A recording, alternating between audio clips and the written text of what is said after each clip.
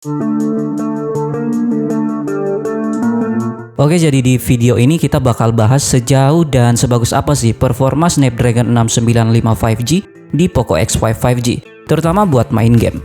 Nah, di sini ada beberapa game yang bakal kita coba seperti Genshin Impact, Mobile Legends, Call of Duty Mobile, PUBG Mobile, eFootball, FIFA Mobile, Arena Breakout, dan Car X-Trip. Masing-masing dari gamenya ini bakal kita tes selama 1-1,5 jam. Sebelum lanjut, saya mau infoin ke kalian dulu kalau Poco X5 5G yang saya pakai ini yang varian 8/256 ya, dan masih pakai MIUI 13. Di sini kita juga bakal sekalian tes dengan mengaktifkan penambahan memorinya, dan di sini saya pakai yang 5 GB. Untuk game yang pertama kita coba Genshin Impact dulu. Di Genshin Impact ini saya tesnya di settingan low 60 fps dan dites selama kurang lebih 1 jam 23 menit. Untuk gameplaynya aman, smooth, dan gak ada masalah. Pas tesnya di Sumeru atau Inazuma juga masih aman ya. Secara keseluruhan atau selama proses tes, HP ini masih bisa dapat frame rate rata-rata 40,3 fps pas kondisi lagi ketemu musuh. Kalau posisinya lagi jalan-jalan biasa aja, masih bisa lah dapat frame yang stabil di kisaran 42-43 fps. Fabrikasi 6 nanometer di Poco X5 5G ini menurut saya juga memang adem. Suhu rata-rata yang didapat itu ada di 38,5 derajat. Masih tergolong adem banget.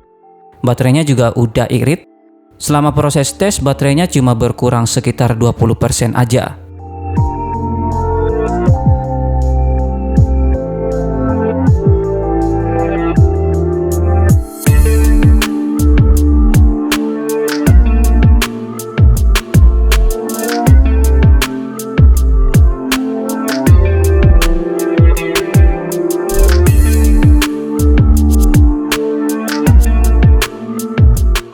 Untuk game yang kedua kita coba Mobile Legends. Nah, untuk Mobile Legends settingan yang kebuka itu cuma High Ultra aja ya. Sebenarnya Poco X5 5G ini udah support refresh rate Ultra juga, tapi mungkin developer gamenya belum update database-nya. Saya juga udah coba buat unlock refresh rate Ultra-nya, termasuk beberapa game lainnya, tapi nanti aja lah kita bahas di video lain. Untuk Mobile Legends di sini saya tesnya di settingan High Ultra selama 1,5 jam. Kalau Mobile Legends udah dipastikan aman juga ya. Experience yang dikasih HP ini udah memuaskan banget. Gameplaynya udah smooth banget dan hampir nggak ngalamin drop sama sekali. Selama proses tes, game ini bisa dapat frame rate rata-rata 59,7 fps yang hampir nggak ngalamin stutter. Suhunya juga tetap adem dengan rata-rata suhu 36,6 derajat. Terus untuk penggunaan baterainya sendiri sekitar 18%. Nah, pas saya coba unlock grafiknya, Mobile Legends masih bisa dapat frame rate rata-rata 115,9 fps.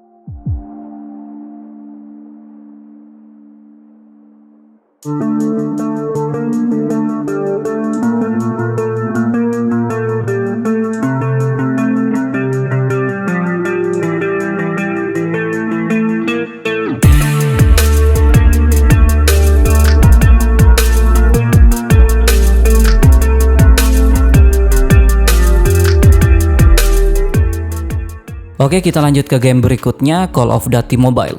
Untuk settingan di game ini udah bisa kebuka di High Max atau Very High ya.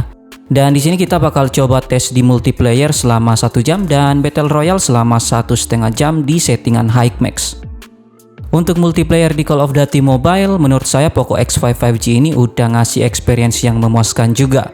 Di tes selama 1 jam bisa dapat frame rate yang stabil dan hampir nggak ngalamin drop sama sekali.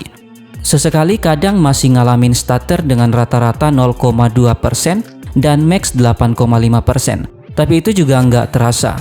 Frame rate rata-rata yang didapat 59,6 fps dengan max frame rate di 60 fps. Sedangkan untuk suhunya rata-rata dapat 35,1 derajat aja. Konsumsi baterainya juga masih tergolong irit nih. 1 jam main di multiplayer baterainya cuma berkurang 14% aja.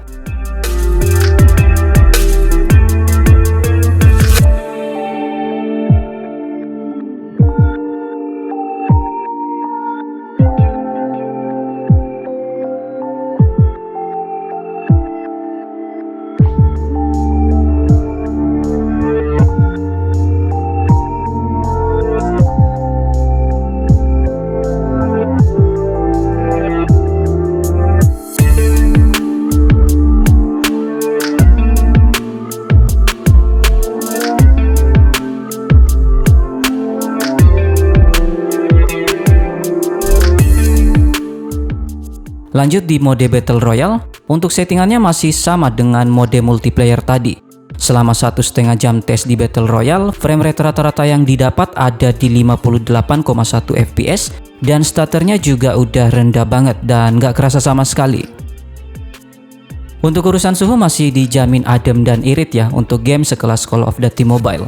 Rata-rata suhu yang didapat ada di 36,7 derajat dengan konsumsi baterai sekitar 16%.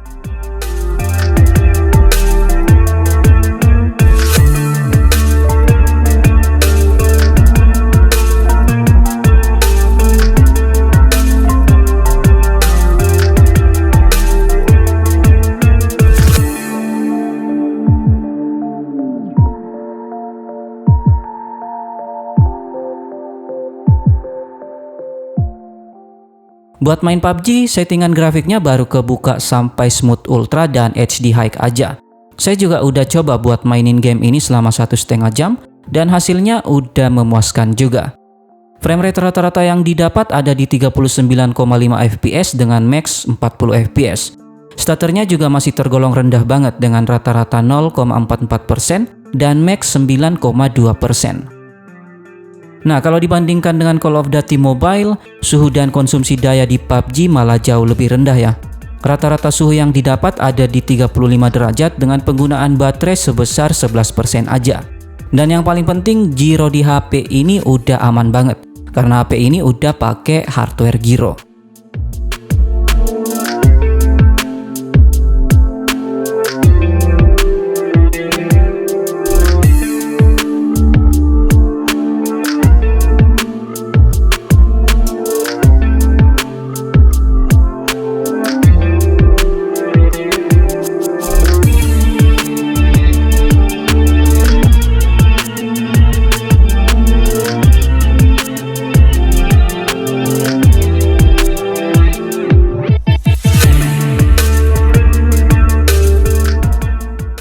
Terakhir untuk arena breakout, settingan yang kebuka bisa sampai smooth super high 50 fps. Selain smooth super high, grafik dan frame rate-nya juga udah kebuka untuk balance high, HD mid, dan HDR HD low. Di sini saya tesnya di smooth super high dan di tes selama 1,5 jam, baterainya berkurang 21% aja dengan rata-rata suhu 38,4 derajat. Untuk frame rate-nya sendiri udah aman banget lah.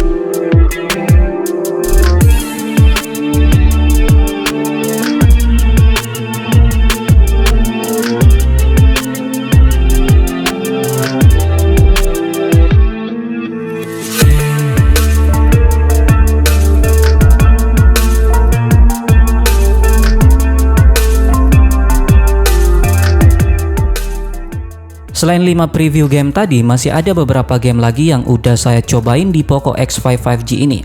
Tapi sayangnya belum sempat buat bikin previewnya.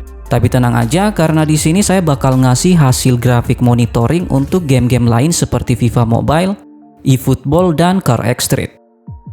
FIFA Mobile juga udah aman ya. Main di settingan tertinggi sekitar 1,5 jam masih bisa dapat frame rate rata-rata 59,5 fps dengan rata-rata stutter di kisaran 0,06%. Selama 1,5 jam itu baterainya cuma berkurang 10% aja dengan rata-rata suhu 34,6 derajat. Nah, untuk game saingan FIFA Mobile juga masih ngasih hasil yang maksimal banget. Di tes dengan durasi yang sama di settingan tertinggi makan baterai sekitar 12%, atau ini 2% lebih banyak dari FIFA Mobile. Kalau dibandingkan dengan FIFA Mobile, suhu eFootball malah sedikit lebih tinggi dengan rata-rata 36,2 derajat.